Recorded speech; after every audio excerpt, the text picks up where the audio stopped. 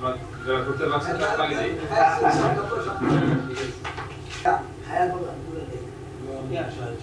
আমি কালের কণ্ঠ মাল্টিমিডিয়ার আগামী দিনের পথ চলা সুন্দর হোক এবং সত্য সুন্দরের বিষয়গুলো ও উঠে আসুক কালের কণ্ঠের কালের সময়ের কথায়।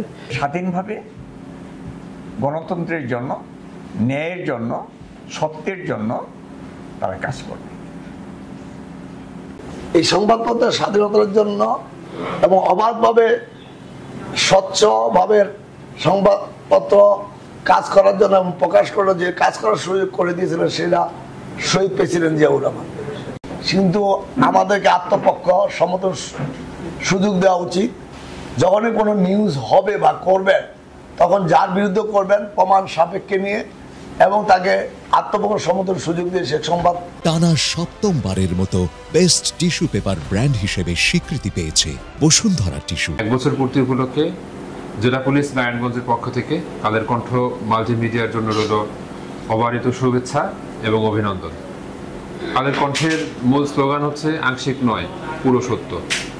আমাদের ব্যত্যয় থাকবে, আমাদের চাওয়া থাকবে যে বস্তুনিষ্ঠ, সত্য এবং নির্ভুল তথ্য নির্ভর সংবাদ আপনারা প্রকাশ করবেন এবং এই অনুযায়ী সমাজের মধ্যে সমাজে যে অসঙ্গতিগুলো আছে, সমাজে যে দিকে একটু দৃষ্টি দেয়া দরকার, একটু মনোযোগ দেয়া দরকার, এই বিষয়গুলোতে যে সকল দপ্তর আছে, যে সকল সরকারি প্রতিষ্ঠান আছে প্রয়োজনীয় ব্যবস্থা গ্রহণ করবে।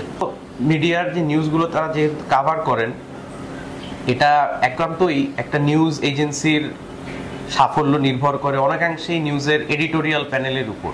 একজন ভালো এডিটর, ভালো সাংবাদিক, ভালো একটা টিম তারা যেভাবে একটা নিউজ এজেন্সিকে তুলে ধরেন তাদের ক্রেডিবিলিটির কারণেই অন্যান্য প্রতিষ্ঠানের সম্পর্কে যে তথ্যগুলো আসে জনগণের কাছে আরো ক্রেডিবল হয়ে প্রকাশিত হয়। তো ক্রেডিবিলিটির জায়গায় আমরা মনে করি যে একটা ভালো সংবাদ মাধ্যম প্রত্যেকটা সরকারি বেসরকারি প্রতিষ্ঠানের জন্য শক্তিস্বরূপ, কারণ আপনার নিউজটাই আমাদের রিলায়েবিলিটি, আমাদের ক্রেডিবিলিটিকে আরো শক্ত করে মানুষের মাঝে তুলে ধরে।